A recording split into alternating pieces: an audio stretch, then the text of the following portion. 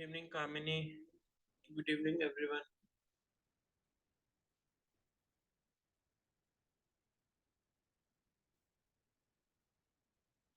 Good evening, Divya. Good evening, Kashish. Good evening, Diksha. Good evening, Ajay.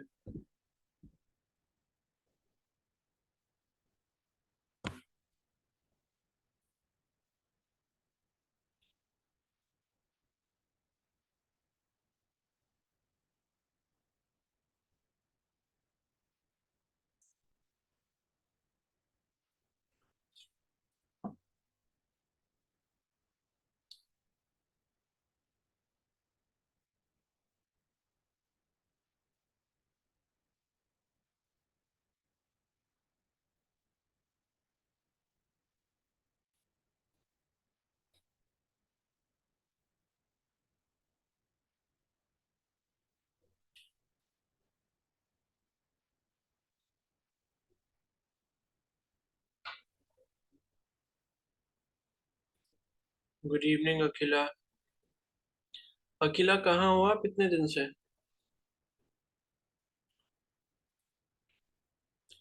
Good evening, Sanjana.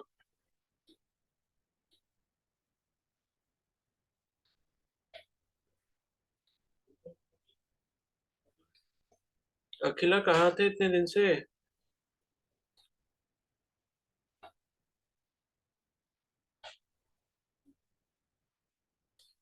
Good evening, Krishna. Good evening, Sneha.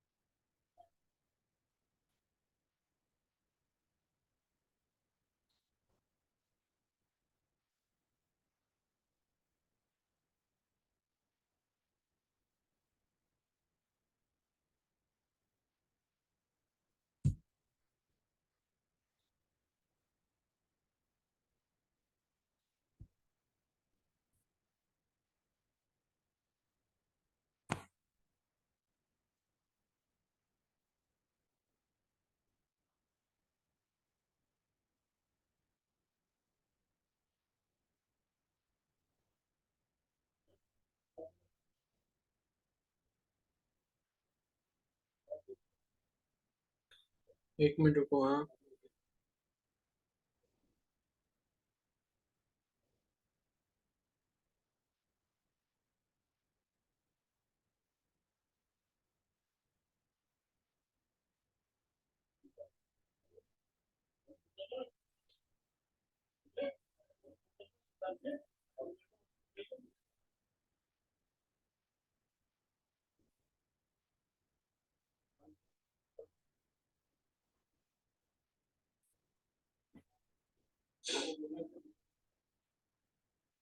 चलो start करते हैं, ठीक है।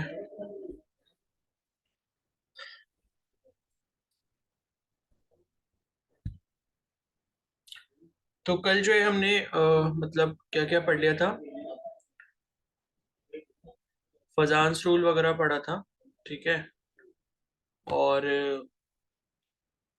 अच्छा, कल तो संडे था, मतलब परसों पढ़ा था ना। तो उसमें हमने वो क्या क्या चीजें पढ़ी थी कि आयनिक कैरेक्टर जो होता है कोवलेंट बॉन्ड में, वो कैसे हम फाइंड आउट करते हैं कितना होता है। एंड दूसरी चीज ये पढ़ी थी कि भाई कोवलेंट बॉन्ड में मतलब आयनिक कैरेक्टर के अलावा आयनिक बॉन्ड में जो कोवलेंट कैरेक्टर होता है, ठीक है। तो अब आपका जो नेक्स्ट इंपॉर्टेंट टॉपिक है वो है VSEPR, ठीक है। यानी कि valence shell electron repulsion theory.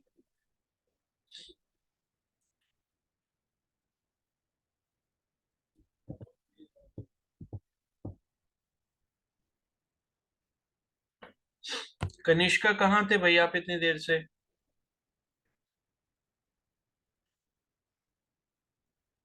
Kanishka. Sir मैं तो शुरू से ही क्लास में हूँ। नहीं, अभी अभी आपने दोबारा ज्वाइन किया है क्या? हाँ सर, अभी मैं तो शुरू से ही हूँ, एक बार भी पहले ही ज्वाइन कर लिया था मैंने। अच्छा अच्छा, फिर ठीक है। चलो, ठीक है। तो अब नेक्स्ट है यहाँ पे valence shell electron pair repulsion theory, VSEPR theory, ठीक है। तो ये काफी इंपॉर्टेंट है और इसी के बेसिस पे हम लाइक मतलब शेप ऑफ मॉलिक्यूल्स को समझेंगे। तो ये जो थ्योरी है, ये थ्योरी बेसिकली क्या कहती है कि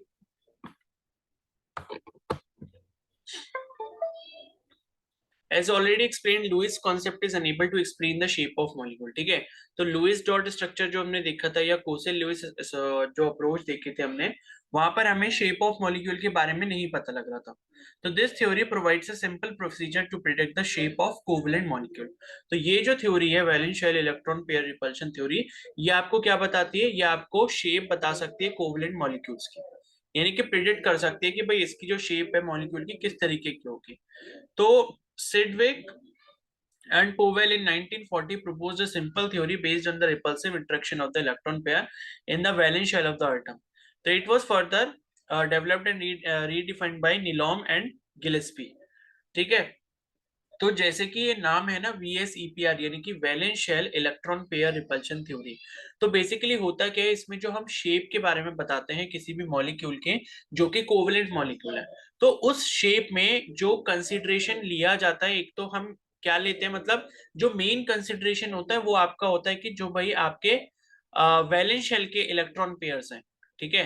वैलेंस शेल के जो यहाँ पर इलेक्ट्रॉन पेयर्स है उनमें जो क्या है रिपल्सिव इंटरेक्शन हो रहा है। कहने का मतलब ये है कि जो कोई एटम कोई भी कोवलेंट मॉलिक्यूल बनाएंगे, कोवलेंट बॉन्ड की मदद से जो है क्या बनेंगे, मॉलिक्यूल फॉर्म करेंगे। तो उस मॉलिक्यूल में क्या होगा, ये जो आपके मतलब एटम इन्वॉल्व हो रहे हैं उसके जो वैलेंस शेल होंगे, यानी कि सबसे बाहर वाले शेल होंगे, उनके अंदर जो है इलेक्ट्रॉन पेयर जो है, तो कुछ इलेक्ट्रॉन पेयर तो क्या करेंगे, बॉन्ड फॉर्म करेंगे, एंड कुछ इलेक्ट्रॉन पेयर ऐसे ही पड़े रहते हैं जो कि हम लोन पेयर जिसे बोलते हैं, ठीक है। तो जैसे फॉर एग्जांपल हमारे पास ये H2O का स्ट्रक्चर होता है, ये वाला। तो H2O में आपको पता है कि भाई यहाँ पर ऑक्सीजन के ऊपर क्या होता है, दो लोन पेयर होते हैं, और बाकी एक एक हाइड्रोजन के साथ के एक एक बॉन्ड बन जाता है। तो दो कोवलेंट बॉन्ड बन गए और दो लोन पेयर रहते हैं। तो यहाँ पर क्या है, ये जो आपको लोन पेयर देख रहे हैं, लोन पेयर का जो इंटरेक्शन रहता है, या मतलब आप ये कह सकते हो ओवरऑल जो वैलेंस शेल के इलेक्ट्रॉन का रिपल्शन वाला जो इंटरेक्शन होता है, रिपल्सिव इंटरेक्शन। अब रिपल्सिव इंटरेक्शन क्यों कह रहे हैं, क्योंकि भाई हाइड्रोजन के पास भी इलेक्ट्रॉन है, जो कि मतलब वैलेंस शेल में, और ऑक्सीजन के पास में है। तो इनके बीच में इंटरेक्शन कैसा होगा, रिपल्सिव वाला होगा, ठीक है। अब वो रिपल्सिव होगा क्यों? क्योंकि दोनों इलेक्ट्रॉन है, दोनों के ऊपर क्या है, नेगेटिव चार्ज है, लेकिन क्या होता है फिर भी ये बॉन्ड बना लेते हैं, क्योंकि इनके पास क्या होती है, कमी होती है इलेक्ट्रॉन्स की, ठीक है। तो इसी को हम क्या कहते हैं, VSEPR थ्योरी कहते हैं। तो इसके कुछ इंपॉर्टेंट पॉइंट्स हैं वो हमें समझने हैं। तो इसके जो कुछ मेन पॉस्टुलेट्स हैं, ठीक है। तो वो क्या कहें, पहला है the shape of a molecule depends on the number of valence shell electron pair that is bonded और non bonded around the central atom.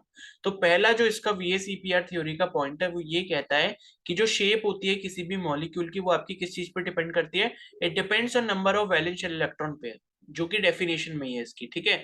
चाहे वो बॉन्डेड हो या फिर नॉन बॉन्डेड हो, यानी कि लोन पेयर भी हो सकते हैं, या फिर जिनसे बॉन्डिंग हुई है वो वाले भी हो सकते हैं, अराउंड द सेंट्रल एटम, यानी कि जो सेंट्रल एटम है उसके चारों तरफ। ठीक है। तो H2O जैसे है तो उसमें सेंट्रल एटम क्या हो गया, ऑक्सीजन हो गया। बेसिकली सेंट्रल एटम होता है कौन सा, जो ज्यादा इलेक्ट्रोनेगेटिव होता है।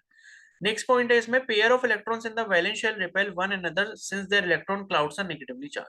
तो यहाँ पर ये माना जाता है कि भाई जो पेयर ऑफ इलेक्ट्रॉन होते हैं वैलेंस शेल में, वो क्या करते हैं, एक दूसरे को रिपेल करते हैं, जैसे कि मैंने अभी बताया। अभी रिपेल इसलिए करते हैं बिकॉज जो उनका इलेक्ट्रॉन क्लाउड है, मतलब इलेक्ट्रॉन के ऊपर कैसा चार्ज होता है, नेगेटिव चार्ज होता है। तो नेगेटिव चार्ज सारे सारे इलेक्ट्रॉन्स के ऊपर से, इस वजह से क्या होता है, एक दूसरे के जो पेयर ऑफ इलेक्ट्रॉन्स हैं वैलेंस शेल में जो प्रेजेंट है, वो क्या कर रहे होते हैं, एक दूसरे को रिपेल कर रहे होते हैं। So these pairs of electrons tend to occupy such position space that minimize repulsion and thus maximize distance between them. तो ये जो आपके पेयर ऑफ इलेक्ट्रॉन्स है, ये क्या कर रहे हैं, आपस में रिपल्शन कर रहे हैं। अब आपस में रिपल्शन कर रहे हैं, लेकिन क्या होता है, अगर कहीं पर भी बॉन्ड फॉर्मेशन हो रही है, यानी कि कोई भी मॉलिक्यूल बन रहा है, तो ये जो पेयर ऑफ इलेक्ट्रॉन है, ये अपनी पोजीशन को इस तरीके से बना लेते हैं कि वहां पर जो रिपल्शन है वो क्या हो जाता है, मिनिमम मिनिमम हो जाता है। ठीक है, मतलब ये जो शेप इस तरीके से बना लेंगे अपने एटम्स के जो इलेक्ट्रॉन्स हैं उनकी या मॉलिक्यूल की, ताकि क्या हो कि उनके आपस में जो रिपल्शन है वो क्या हो जाए, मिनिमम हो जाए, ताकि यहाँ पर इनके बीच में जो डिस्टेंस मैक्सिमम हो जाए। किसके बीच में डिस्टेंस, इलेक्ट्रॉन्स के बीच में। तो इलेक्ट्रॉन के बीच में अगर डिस्टेंस ज्यादा हो जाएगा तो क्या होगा, रिपल्शन कम होगा, रिपल्शन मिनिमम हो जाएगा, और उससे क्या होगा, मॉलिक्यूल जो है वो स्टेबलाइज हो जाएगा। ठीक है, और इसी से क्या होती है, आपकी शेप में चेंजेस आते हैं। ठीक है, मान लो जिस पर ज्यादा लोन पेयर है, जो एटम्स हैं जिन पे ज्यादा लोन पेयर है, उन पे ज्यादा क्या होगा, रिपल्शन होगा। तो उनकी शेप कुछ ऐसी होगी कि मतलब वो अपने आप को और ज्यादा उनके एटम्स दूर भागने की कोशिश करेंगे, सो दैट कि वहां पर क्या हो, रिपल्शन मिनिमम हो जाए। फिर नेक्स्ट पॉइंट है, the valence shell is taken as a sphere with the electron pairs localising on the spherical surface at maximum distance from one another. तो वैलेंस शेल जो है, बेसिकली हम वैलेंस शेल यहाँ पर किसको बोल रहे हैं, इसको हम एक स्फीयर की तरह मान लेते हैं जो वैलेंस शेल होता है। और इस स्फीयर के अंदर क्या होता है, इलेक्ट्रॉन पेयर होते हैं जो इधर उधर घूमते रहते हैं, localising on the spherical surface at maximum distance from one another. ठीक है, तो ये जो वैलेंस शेल होता है उसको हम स्फीयर की तरह मानते हैं, जिसके अंदर इलेक्ट्रॉन पेयर क्या होते हैं, लोकलाइज होते रहते हैं, मतलब इधर उधर घूमते रहते हैं, सो दैट कि उनके बीच में आपस में जो डिस्टेंस रहे वो मैक्सिमम रहे, और रिपल्शन क्या हो जाए, मिनिमम हो जाए। A multiple bond is treated as if it is a single electron pair and the two or three electron pairs of a multiple bond are treated as a single super pair. अब इसमें क्या है कि कोई भी अगर आपके पास बीच में मल्टीपल बॉन्ड बनता है, यानी कि दो एटम है, दो एटम में single bond, sorry double bond या ट्रिपल बॉन्ड अगर बन रहा है, तो हम उसको सिंगल इलेक्ट्रॉन पेयर की तरह ट्रीट करते हैं। ठीक है, और अगर यहाँ पे दो या तीन, मतलब क्या होता है, इलेक्ट्रॉन पेयर होते हैं किसी भी मल्टीपल बॉन्ड के, तो उनको एक सिंगल सुपर पेयर मान लिया जाता है।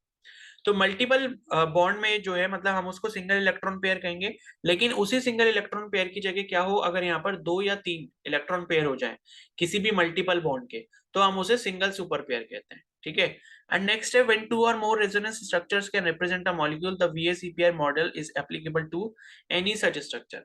तो रेजोनेंस वाले केस में भी, यानी कि जहां पर भी मॉलिक्यूल में क्या हो रहा था, रेजोनेंस हो रहा होता है, जहां पे दो या दो से ज्यादा रेजोनेटिंग स्ट्रक्चर्स या कैनोनिकल स्ट्रक्चर्स हमें चाहिए होते हैं किसी भी मॉलिक्यूल को रिप्रेजेंट करने के लिए, वहां पे भी VSEPR थ्योरी काम आ जाती है। ठीक है, तो क्या है कि इस पर्टिकुलर पॉइंट से भी आपसे क्वेश्चन पूछ सकते हैं कि भाई बताओ कि VSEPR थ्योरी जो है वो आपके रेजोनेंस पे लगती है, रेजोनेंस वाले स्ट्रक्चर पे लग पाती है, ये नहीं लग पाती। तो लग पाती है जो है वो आपका राइट आंसर होगा। ठीक है, अब यहाँ पे एक रूल दिया है। तो रूल बेसिकली यहाँ पर ये दिया है कि the repulsive interaction of electron pair decrease in the order.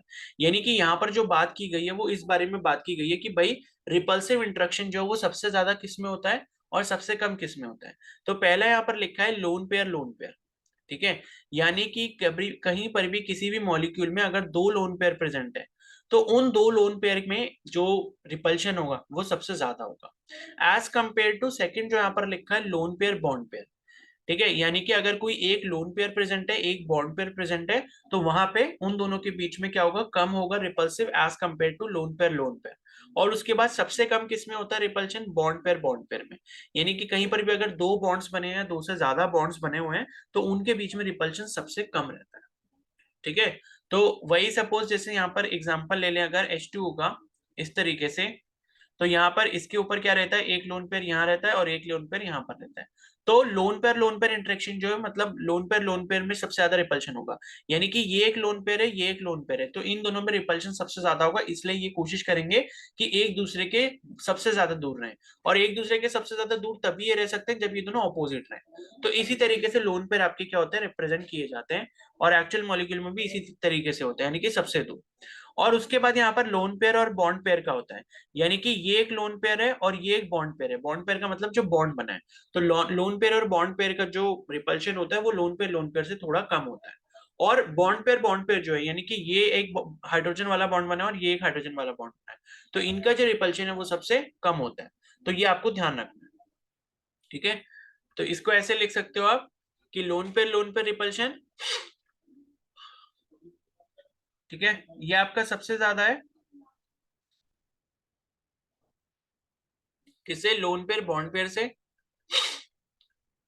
और सबसे कम किसका है, बॉन्ड पेयर का रिपल्शन, ठीक है।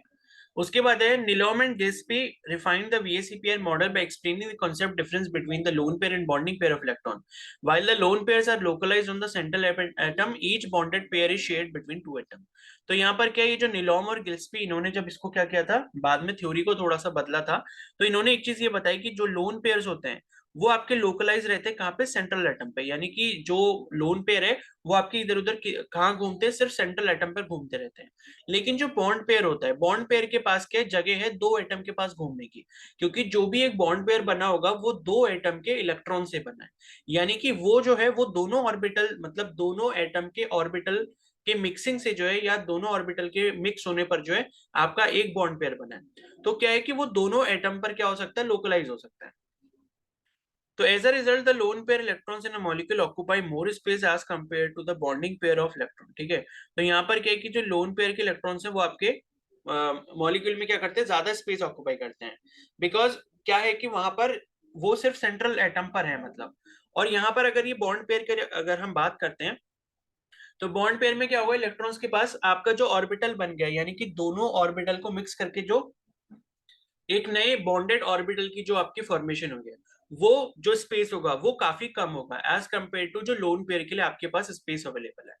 तो आपको ध्यान ये रखना है कि जो लोन पेयर ऑफ इलेक्ट्रॉन्स है उसके पास ज्यादा स्पेस रहता है सेंट्रल एटम पे, वो कहीं पर भी डी लोकलाइज हो सकता है, मतलब लोकलाइज हो सकता है। और उसके बाद यहाँ पर जो दूसरी चीज है जो कि बॉन्ड पेयर के बारे में, तो बॉन्ड पेयर के इलेक्ट्रॉन्स जो होते हैं वो जो भी आपका बॉन्डेड क्या बना है, ऑर्बिटल बना है दोनों एटम के ऑर्बिटल्स को मिला के, वो सिर्फ उसी में जाके क्या कर सकता है, घूम सकता है।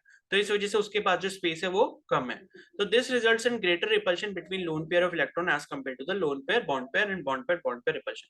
तो ये रीजन यहाँ पर लिखा है, इस वजह से क्या होता है कि लोन पेयर का जो मतलब लोन पेयर के बीच में जो रिपल्शन है वो ज्यादा होता है as compare to lone pair bond pair, और सबसे कम किस में होता है, बॉन्ड पेयर में होता है।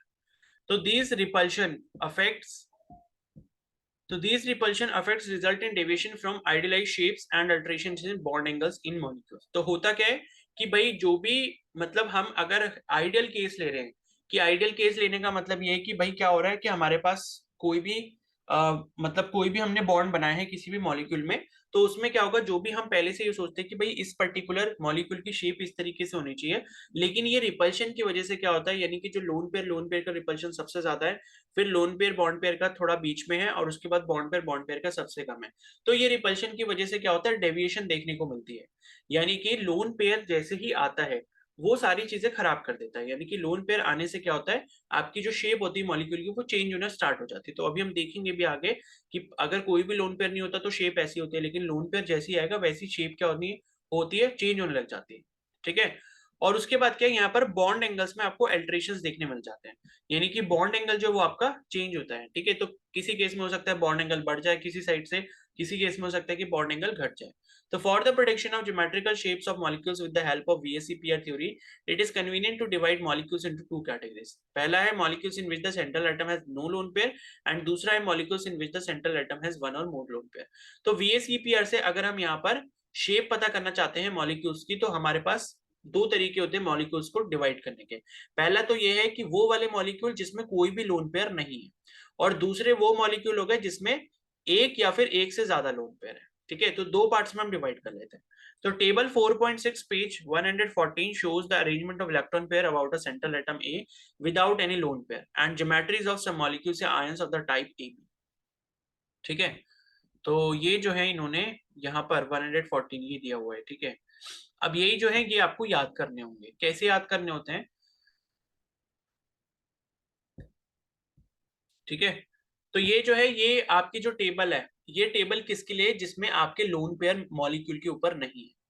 ठीक है, तो यहाँ पर जैसे पहला है नंबर ऑफ इलेक्ट्रॉन पेयर अगर दो होते हैं, तो दो अगर आपके पास नंबर ऑफ इलेक्ट्रॉन पेयर्स होते हैं तो उस केस में क्या होता है? लीनियर शेप बन जाता है। ठीक है, क्या शेप बन जाता है? लीनियर शेप बन जाता है। और इसका जो एग्जांपल है वो मतलब इस तरीके से लीनियर शेप जो होती है इस तरीके से होती है, यानी कि तीन एटम्स होंगे AB2 फॉर्म के होंगे और उनके बीच में सिंगल सिंगल बॉन्ड होगा और इनके बीच में जो बॉन्ड एंगल रहता है कितना रहता है? 180 डिग्रीज का रहता है। फॉर एग्जाम्पल यहाँ पर दिया हुआ है जैसे कि BaCl2 और HgCl2, तो इनका जब आप स्ट्रक्चर देखोगे तो ऐसा बनेगा, Be आपका सेंट्रल एटम बीच में रहेगा और ये Cl2 एक हो गया और एक Cl आपका ये वाला हो गया। ठीक है, उसी तरीके से HgCl2 अगर आपने बनाना है तो Hg ये रहा, Cl ये रहा और Cl ये वाला रहा। ठीक है, तो नंबर ऑफ इलेक्ट्रॉन पेयर यहाँ पर कितने बन रहे हैं? मतलब ये जो total number of electron pair है ये कौन से वाले हैं? ये बॉन्डेड वाले हैं, यानी कि ये किसका नंबर है? बॉन्ड पेयर का नंबर है। तो BeCl2 अगर आप बनाओगे वैसे भी तो बी यानी कि बेरिलियम जो होता है, ठीक है, हाइड्रोजन हीलियम लिथियम बेरिलियम, यानी कि इसके पास कितने हैं? 4 इलेक्ट्रॉन्स हैं। तो चार में से क्या करता है? ये एक Cl ये है, एक Cl ये है, तो एक Cl के साथ, ठीक है, तो इसके कितने होते हैं? Cl के 7 होते हैं। तो Cl ने इस तरीके से एक कंप्लीट कर लिया अपना और ये वाले Cl ने इस तरीके से अपना कंप्लीट कर लिया। और यहाँ पे बेरिलियम के टोटल कितने होते हैं? 4 होते हैं, तो मतलब ये क्या करेगा? अपने पास 6 रखता है इस तरीके से। और हमने ये भी देखा था कि भाई बेरिलियम में क्या बनता है? आपका इनकम्प्लीट ऑक्टेट बनता है, ये ऊपर हमने पढ़ा था ना। और ये किस में होता था? ये उनमें होता था लाइक जो आपके सेकंड पीरियड वाले एलिमेंट्स होते थे जनरली। ठीक है, तो वैसे ही हमने देखा था BeCl2 में इनकम्प्लीट ऑक्टेट रहता है, तो Be का जो ऑक्टेट है वो तो पूरा कंप्लीट होता नहीं है, तो उसकी शेप ऐसी बन जाएगी। तो यहाँ पर नंबर ऑफ इलेक्ट्रॉन पेयर का मतलब है कि ये वाला एक इलेक्ट्रॉन पेयर हो गया और एक ये वाला इलेक्ट्रॉन पेयर हो गया, तो दो इलेक्ट्रॉन पेयर हो गए आपके बॉन्डेड वाले। तो अगर जब भी आपको ऐसा कहीं पर भी केस मिलेगा तो आपका जो शेप होता है वो क्या होता है? लीनियर शेप होता है मॉलिक्यूल का। और दोनों के बीच में एंगल कितना होता है? 180 डिग्री का। और शेप कैसी बनती है? ऐसी बनती है। ठीक है, या अगर आप Cl और B लिखोगे तो ऐसी शेप बन जाएगी। ओके, एंड इसके बाद नेक्स्ट है नंबर ऑफ इलेक्ट्रॉन पेयर अगर 3 होते हैं, यानी कि बॉन्ड पेयर का जो नंबर है वो 3 है। ठीक है, तो पेयर का मतलब आप समझ रहे होगे कि दो इलेक्ट्रॉन से एक पेयर बन रहा है, यानी कि दो इलेक्ट्रॉन की शेयरिंग कहीं पर भी होगी तो उससे एक इलेक्ट्रॉन पेयर बनेगा। तो यहाँ पर एग्जांपल दिया है ट्राइगोनल प्लेनर। अगर 3 इलेक्ट्रॉन पेयर आपके पास होते हैं तो आपकी जो शेप बनती है वो क्या बनती है? ट्राइगोनल प्लेनर बनती है। ठीक है, जैसे कि एग्जांपल क्या है? BF3। तो BF3 का अगर आप स्ट्रक्चर बनाओगे तो ऐसे बनेगा, ये B हो गया, फिर ये 3 आप F लगा दोगे यहाँ पे फ्लोरीन, और इसको इस तरीके से जोड़ दोगे। ठीक है, तो ये क्या बन गया? आपका BF3 का स्ट्रक्चर बन गया। तो यहाँ पर आप देखोगे मतलब ये जो हमने जोड़ा है ये तो खाली ऐसे ही जोड़ा है, ये नहीं जोड़ना है वैसे। तो यहाँ पर जब आप देखोगे यहाँ पर कितने बॉन्ड पेयर आए हैं? 1 2 और ये वाला 3, तो 3 बॉन्ड पेयर अगर आते हैं तो ट्राइगोनल प्लेनर जो वो आपका यहाँ पर बनता है, और कोई भी लोन पेयर इसके ऊपर नहीं है। ठीक है, और उसके बाद जो है ये मैंने गलत बना दिया, यहाँ पर लोन पेयर नहीं आएगा। ठीक है, बेरिलियम के ऊपर। और उसके बाद नेक्स्ट है यहाँ पे, अगर आपके पास 4 इलेक्ट्रॉन पेयर रहते हैं यानी कि 4 बॉन्ड पेयर रहते हैं, तो इसका सबसे अच्छा एग्जांपल क्या है? CH4। तो उस केस में हमारी जो शेप बनती है वो कितनी बनती है? टेट्राहेड्रल बनती है। और एक चीज ये ध्यान रखना कि जो ट्राइगोनल प्लेनर था जिसमें 3 इलेक्ट्रॉन पेयर थे उसमें दो बॉन्ड्स के बीच में एंगल कितना होता है? 120 डिग्रीज होता है। और टेट्राहेड्रल की बात करें यहाँ पर एंगल कितना होता है किसी भी बॉन्ड के बीच में? 109.5 डिग्रीज होता है। ठीक है, तो ये 109.5 डिग्रीज हो गया, और इसमें total number of electron pair कितने होते हैं? 4 होते हैं। एग्जाम्पल क्या हो गया? जैसे कि CH4। तो CH4 जो है वो आपका कुछ इसी तरीके से बनता है ये। ठीक है, ये आपका हो गया CH4 ऐसे, और फिर चाहो तो आप इसको ऐसे भी ज्वाइन कर सकते हो। ठीक है, तो ये आपका CH4 हो गया, और NH4 पॉजिटिव में भी यही रहता है आपका टेट्राहेड्रल वाला स्ट्रक्चर। और उसके बाद जो नेक्स्ट है वो यहाँ पर है नंबर ऑफ इलेक्ट्रॉन पेयर अगर 5 होते हैं। तो 5 का एग्जाम्पल आपका होता है PCl5, यानी कि PCl5 में आप देखोगे तो 5 बॉन्ड बन रहे होते हैं, और 5 बॉन्ड का मतलब है कि 5 टोटल इलेक्ट्रॉन पेयर है। और इस केस में जो शेप होती है वो कौन सी होती है, ट्राइगोनल बाय पिरामिडल। ठीक है, तो ट्राइगोनल बाय पिरामिडल में हमारे पास दो एंगल्स होते हैं, एक तो ये आपका 120 डिग्री है और एक आपका 90 डिग्री है। तो ये 120 वाला जो एंगल होता है, एक को हम बोलते हैं इक्वेटोरियल एंगल और एक को बोलते हैं हम एक्सियल एंगल। ठीक है, अभी देखेंगे हम। तो आई थिंक मेरे हिसाब से इक्वेटोरियल वाला जो एंगल होता है वो 120 होता है। तो इसका एग्जाम्पल PCl5 हो गया, और इसका शेप जो है वो आपका ऐसे बनता है जो इसमें दिखाया हुआ है यहाँ पे। ठीक है, तो इसमें शेप जो है वो मतलब ऐसे बना है। और उसके बाद जो नेक्स्ट है, अगर इलेक्ट्रॉन पेयर का टोटल नंबर 6 होता है तो यहाँ पर जो शेप बनती है वो ऑक्टाहेड्रल बनती है। इसका एग्जाम्पल है SF6। ठीक है, तो SF6 जो है मतलब उसका शेप ऐसे बन जाएगा, ये रहा S, और ये ऐसे ऐसे ऐसे और ऐसे ऐसे। तो ये F जो है ये आप यहाँ पर लगा दोगे। ठीक है, और PCl5 का बनाना है तो PCl5 का ऐसे बनता है, PCl5 का ऐसे, ये Cl हो गया। ठीक है, और फिर आप चाहो तो इनको बाद में इस तरीके से मिला सकते हो, ऐसी करके आई थिंक मिलाया है। चलो मिलाना छोड़ो, मतलब PCl5 में आपके 5 बॉन्ड इसी तरीके से बनेंगे। ठीक है, तो यही जो शेप है आपका क्या बन जाएगा, ट्रायगोनल बायपिरामिडल बन जाएगा। ठीक है, तो ये जो शेप है ये आपके शेप किसके लिए थे, जब आपका कोई भी लोन पेयर अवेलेबल नहीं है उसके लिए है।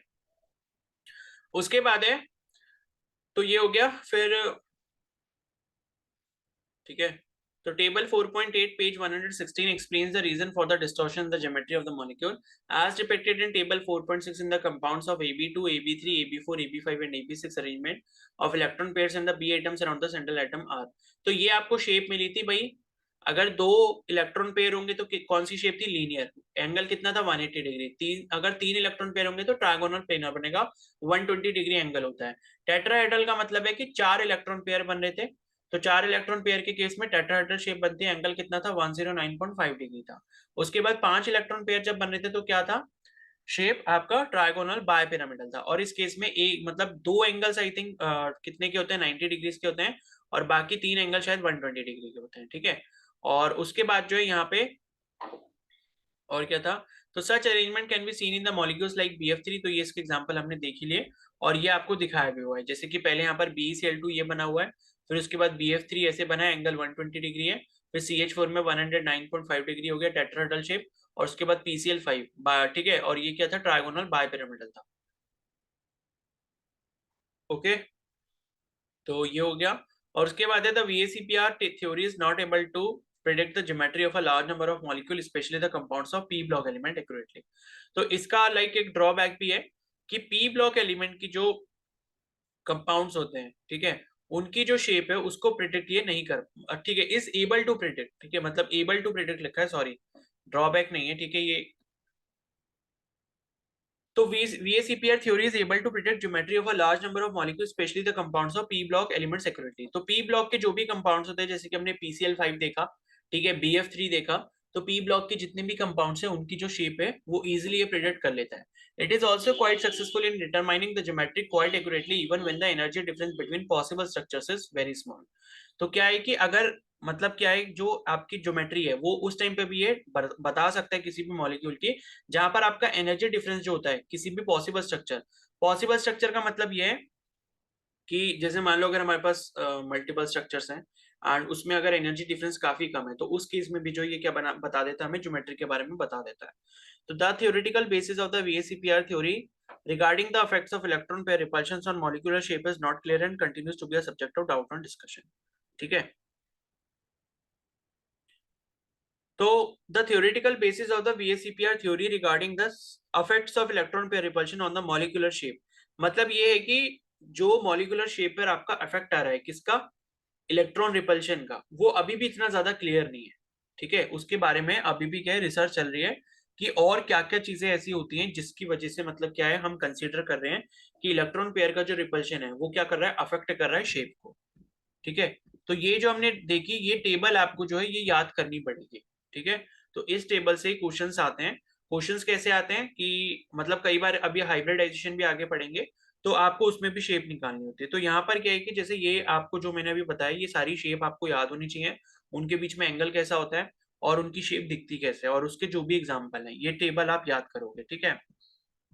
उसके बाद ये वाली जो टेबल है ये यहाँ पर किसके लिए है, जब आपके number of lone pair available होते हैं, यानी कि एक या फिर एक से ज्यादा जब लोन पेयर ऑफ इलेक्ट्रॉन होते हैं, तो उस केस में आपकी शेप कैसी बनती है। तो आप चाहो तो ये दोनों टेबल कंबाइन करके भी बना सकते हो, ठीक है। तो यहां पर आपके पास सबसे पहला जो है कि अगर नंबर ऑफ बॉन्डिंग पेयर दो हैं और यहाँ पे नंबर ऑफ लोन पेयर जो एक है, ठीक है, यानी कि दो बॉन्ड्स आपके बन रहे हैं और उसके साथ लोन पेयर का नंबर कितना है, एक है, तो उस केस में यहाँ पर जो शेप बनती है वो क्या बनती है, ट्राइगोनल प्लेनर बनती है, ठीक है, ट्राइगोनल प्लेनर। और ऊपर अभी आपने देखा था कि दो खाली बॉन्ड पेयर होते तो लीनियर बनती है, और उसके साथ आपने ये देखा था कि अगर तीन होते हैं, खाली तीन बॉन्ड पेयर होते तो उस केस में भी ट्राइगोनल प्लेनर ही बनती है। तो यहाँ पर अगर आप देखोगे कि दो बॉन्ड पेयर है और एक अगर लोन पेयर है, तो उस केस में भी जो शेप बनेगी क्या बनेगी, ट्राइगोनल प्लेनर ही बनेगी, ठीक है। मतलब ये ट्राइगोनल प्लेनर बननी चाहिए, मतलब अगर हम ये 2+3 अगर करके देखें, 2+1 3 करके देखें, तो total number of electron pair जो है यहाँ पर कितने हैं, total number of electron pair हमारे पास कितने हैं, 2+1 यानी कि 3 है, ठीक है। तो 2 हमारे पास बॉन्ड पेयर है, एक हमारे पास लोन पेयर है, total number of electron pair कितने, 3 है। तो 3 को अगर हम देखें, खाली अगर हम 3 को देखते हैं तो उसके अकॉर्डिंग हमको क्या मिलनी चाहिए, ट्राइगोनल प्लेनर शेप मिलनी चाहिए। लेकिन ऐसा होता नहीं है, जब ये इलेक्ट्रॉन पेयर आ जाता है, मतलब लोन पेयर आ जाता है, इसकी वजह से शेप थोड़ी क्या हो जाती है, चेंज हो जाती है, और हमें जो शेप मिलती है वो क्या मिलती है, बेंड शेप मिलती है, ठीक है। तो हमें कैसी शेप मिलती है, बेंट शेप मिलती है। तो अभी इसमें ना इस ये वाले पार्ट में आई थिंक मेरे को लगता है कि इतना अच्छे से क्लियर करके इन्होंने दिखाया नहीं हुआ है। Shapes of molecule containing bond pair and loan pair.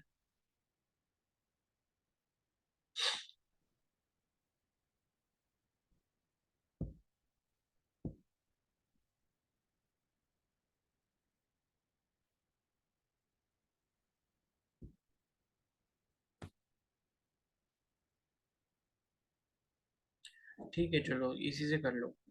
तो उसके बाद नेक्स्ट जो है वो यहाँ पर क्या है कि अगर आपके पास तीन बॉन्ड पेयर होते हैं एंड उसके साथ क्या होता है, एक लोन पेयर होता है, तो total number of electron pair कितने हो गए, 4 हो गए। तो अभी हम ऊपर देख के आए थे कि अगर भाई 4 आपके पास इलेक्ट्रॉन पेयर होते हैं तो शेप जो आपकी एक्चुअल बननी चाहिए क्या बननी चाहिए, टेट्राहेड्रल बननी चाहिए। लेकिन यहाँ पर क्या होता है कि लोन पेयर आने की वजह से यहाँ पर शेप चेंज हो जाती है, और शेप कैसी बन जाती है, ट्राइगोनल पिरामिडल बन जाती है। और इसका एग्जाम्पल क्या है, NH3। तो NH3 में आपको पता है नाइट्रोजन के ऊपर क्या होता है, एक लोन पेयर होता है। और ये जो दो एग्जाम्पल दिए हुए हैं, ये आपको एक तो आपको SO2 का एग्जाम्पल दिया और एक आपको O3 का एग्जाम्पल दिया हुआ, ठीक है। तो SO2 और O3 के केस में क्या होता है, हमारे पास एक एक लोन पेयर होता है, एंड उसमें क्या है, यहाँ पर जो शेप बनती है वो कैसी बनती है, बेंड शेप बनती है। उसके बाद नेक्स्ट है यहाँ पे, अगर दो बॉन्ड पेयर होते हैं और उसके साथ दो लोन पेयर होते हैं, ठीक है, दो बॉन्ड पेयर होते हैं और दो लोन पेयर होते हैं, तो दो और दो होता तो चार है, और चार के केस में बननी क्या चाहिए, एक्चुअल शेप आपकी टेट्राहेड्रल बननी चाहिए। लेकिन यहाँ पर इलेक्ट्रॉन पेयर, ये जो लोन पेयर आ जाते हैं, इसकी वजह से शेप इसकी चेंज हो जाती है, और कौन सी शेप बन जाती है, बेंड शेप बन जाती है, ठीक है। तो इसका एग्जाम्पल क्या हो गया, H2O हो गया। तो H2O में आपको पता है इस तरीके से दो लोन पेयर होते हैं और दो बॉन्ड पेयर होते हैं, तो इसकी शेप कैसी होती है, बेंड शेप होती है।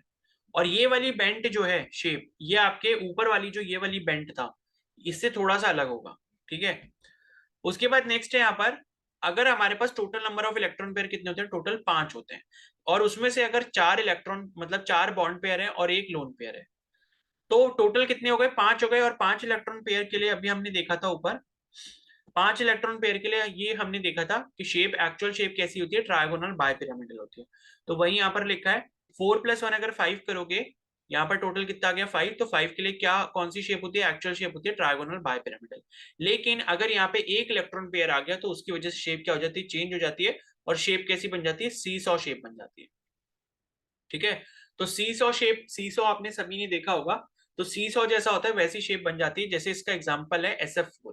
तो SF4 जो बनेगा वो कैसा बनता है, ये S हो गया, ये फ्लोरीन आपने जोड़ दिए इस तरीके से 4, ठीक है। और यहाँ पे क्या रहता है, एक लोन पेयर रहता है। तो SF4 में आपके 4 बॉन्ड पेयर हो गए और एक लोन पेयर हो गया, और ऐसी शेप को हम क्या कहते हैं, ये सीसॉ शेप कहते हैं। तो कहीं पर भी आपको कोई भी एक ऐसा कोवलेंट मॉलिक्यूल मिलता है जहां पे 4 बॉन्ड पेयर हो और एक लोन पेयर हो, तो आपकी सीसॉ वाली शेप बनेगी। उसके बाद नेक्स्ट जो है, अगर मान लो यहां पर हमारे पास 3 बॉन्ड पेयर होते हैं और 2 लोन पेयर होते हैं, तो अभी भी दोनों मिला के टोटल कितना आ रहा है, 5 आ रहा है। तो 5 के केस में एक्चुअल जो शेप बननी चाहिए थी वो यही बननी चाहिए थी, ट्रायगोनल बायपिरामिडल। लेकिन होता क्या है कि यहाँ पर जो है मतलब क्या बन जाता है, टी शेप बन जाता है। ठीक है, यहाँ पर जो शेप हो जाती है कैसी हो जाती है, टी शेप बन जाती है। तो टी शेप कैसे बनेगी, जैसे यहाँ पर एग्जांपल इन्होंने दिया ClF3। तो ClF3 में क्या होगा, Cl ये लिखा, एक F ऐसे लिखा आपने, एक F ऐसे लिखा और एक F ऐसे लिखा। तो आप देख रहे हो इसने क्या बना लिया, एक टी शेप बना लिया। ठीक है, ये जो आप शेप देख रहे हो इस तरीके का, ये एक टी शेप है। ठीक है, तो ClF3 के केस में क्या हो गया, टी शेप बन जाती है। और यहाँ पे आपके पास कितने लोन पेयर होते हैं, एक लोन पेयर ये और एक लोन पेयर ये। तो 2 लोन पेयर हो गए और 3 बॉन्ड पेयर हो गए, और उस केस में हमारी जो शेप होती है कैसी हो जाती है, टी शेप हो जाती है। उसके बाद नेक्स्ट आते हैं अब, total number of electron pair जब हमारे पास कितने होंगे, 6 के बराबर होंगे। तो उसमें क्या लेते हैं कि अगर सपोज हमारे पास 5 बॉन्ड पेयर है और एक हमारे पास लोन पेयर है, तो टोटल कितना हो गया, 6 हो गया। और 6 इलेक्ट्रॉन पेयर के लिए जो एक्चुअल शेप होती है वो हमने देखी थी यहाँ पे, कौन सी होती है, 6 के लिए ऑक्टाहेड्रल होती है। तो वहां पर भी बननी तो ऑक्टाहेड्रल चाहिए, लेकिन हमने क्या ले लिया, अब लोन पेयर इंक्लूड कर लिया है। ठीक है, तो ऑक्टाहेड्रल क्या है, वो इसकी एक्चुअल शेप है, लेकिन यहाँ पर कैसी बन जाती है, ये शेप स्क्वायर पिरामिडल बन जाती है। तो ये जो स्क्वायर पिरामिडल शेप है, ये शेप बेसिकली कैसे बनेगी, इसका एग्जांपल है BrF5। ठीक है, BrF5। तो ये Br लिखा, ठीक है, एक एफ यहाँ, एक एफ यहाँ, एक एफ यहाँ, एक एफ यहाँ, एक एफ यहाँ, इस तरीके से। और नीचे इसके क्या आ गया, यहाँ पर एक लोन पेयर आ गया। तो ये जो शेप है, ये वाली शेप क्या हो गई, आपकी स्क्वायर पिरामिडल शेप हो गई। ओके, एंड नेक्स्ट जो है यहाँ पे, सपोज हमने क्या लिया, 4 बॉन्ड पेयर लिए और 2 लोन पेयर लिए। अभी भी total number of electron pair कितने, 6। एक्चुअल जो शेप बननी चाहिए थी वो क्या बनेगी, ऑक्टाहेड्रल ही बनेगी। लेकिन 2 लोन पेयर की वजह से यहाँ पर शेप कैसी हो जाती है, स्क्वायर प्लेनर हो जाती है। और स्क्वायर प्लेनर शेप का एग्जांपल है यहाँ पर XeF4। तो XeF4 का जो स्ट्रक्चर बनता है वो कुछ ऐसा बनता है, ये रहा Xe, ये लिखा आपने F, एक F इधर, एक F इधर और एक F इधर, XeF4 बन गया। और एक लोन पेयर यहाँ पर आ गया और एक लोन पेयर यहाँ नीचे आ गया। तो ये आपकी 4 बॉन्ड पेयर और 2 लोन पेयर के साथ कौन सी शेप बन गई, स्क्वायर प्लेनर बन गई। ठीक है, अब उसके बाद नेक्स्ट है यहाँ पे, और कौन सा दिया है, 4 और एक 5।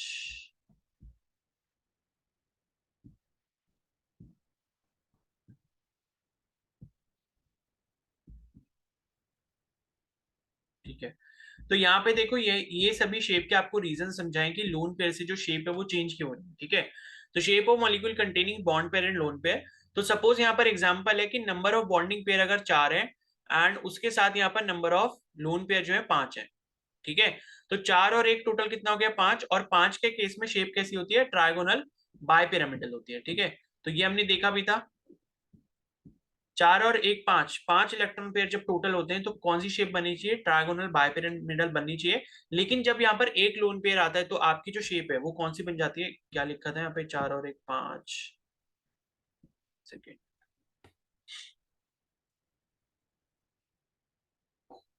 3 और 1।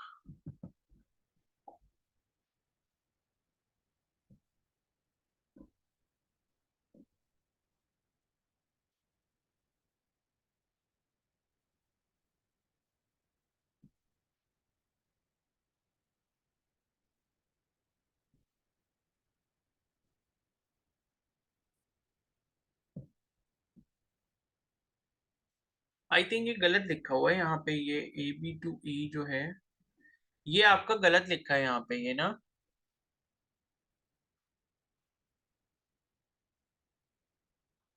ठीक है, गलत क्या लिखा है, ये जो आपका नंबर ऑफ बॉन्डिंग पेयर है ये 4 नहीं होगा, ये 2 होगा। ठीक है, तो 2 और 1 के साथ, क्योंकि ये जो फॉर्म आप देख रहे हो मॉलिक्यूल टाइप क्या लिखा है, AB2E लिखा है। तो अभी हम जो ऊपर वाली टेबल में डिस्कस करके आ रहे हैं, AB2E वाला जो सबसे पहले पे लिखा था, ये AB2E। तो इस केस में नंबर ऑफ बॉन्डिंग पेयर कितने होते हैं, 2 होते हैं, और नंबर ऑफ लोन पेयर कितना होता है, 1 होता है। और शेप कौन सी बनती है आपकी, बेंड शेप बनती है। एग्जाम्पल जैसे कि SO2 और O3 है। तो वही आपको यहाँ पर एक्सप्लेन किया हुआ है। ठीक है, तो ये गलत लिखा है, तो एनसीईआरटी में ये थोड़ी मिस्टेक है, तो इसको सही कर लेना।